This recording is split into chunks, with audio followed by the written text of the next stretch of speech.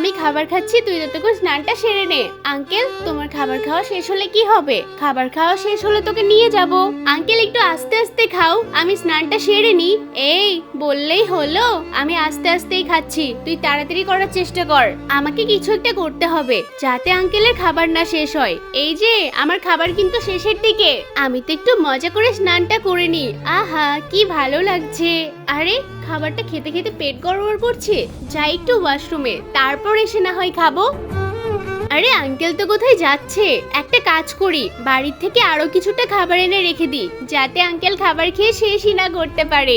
এই তো অনেকগুলো রেখে দিলাম, পুরো প্লেটটা ভর্তি হয়ে গেছে। আঙ্কেল সারাদিন খাবে আর আমি সারাদিন স্নান করব, কি মজা।